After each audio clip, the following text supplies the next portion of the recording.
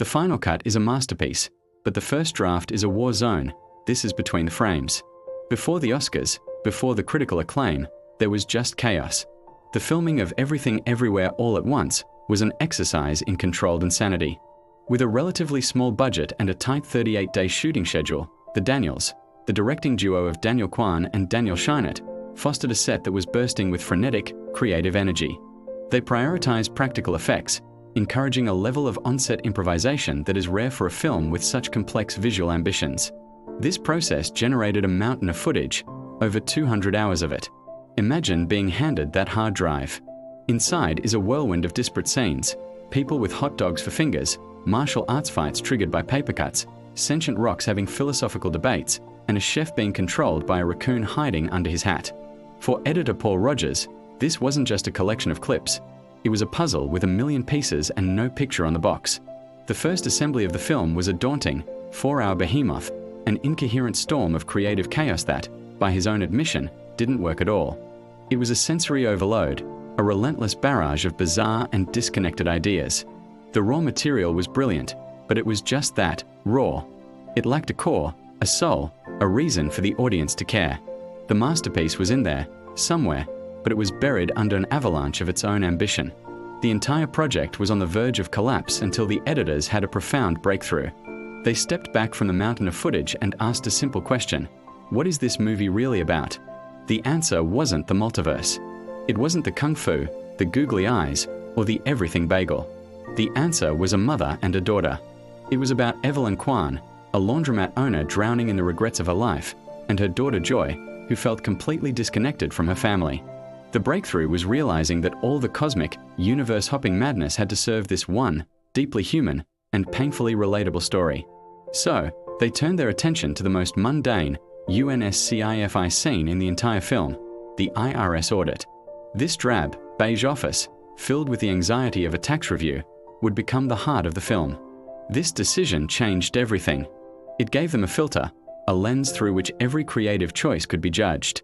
Does this scene, this joke, this action sequence, serve the story of Evelyn and Joy? If the answer was no, it had to go. With this new understanding, the editors established a single, unbreakable rule that would save the film. The IRS office was now the anchor universe. No matter how wild, how absurd, or how visually spectacular the alternate realities became, every single jump had to be emotionally. The hot dog finger universe wasn't just a random gag.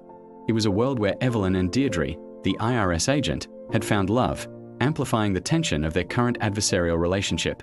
The fight scenes weren't just action. They were physical manifestations of Evelyn's struggle to connect with her family. This structural pivot was genius. It gave the chaos a purpose. It created a home base, an emotional anchor that stopped the audience from getting lost in the multiverse and instead kept them grounded in the family drama. Rogers used Adobe Premiere Pro to manage this complexity, meticulously organizing timelines and using markers to track the emotional through lines, ensuring that even in the most frantic sequences, the audience could subconsciously follow the central story.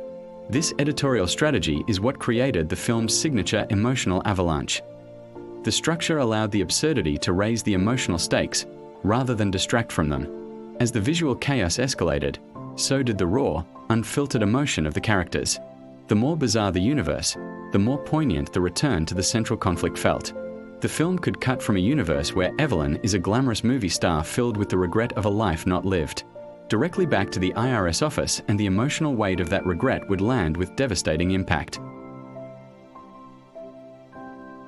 It was a cinematic representation of Evelyn's own fractured mind, her anxieties, and her desperate search for meaning.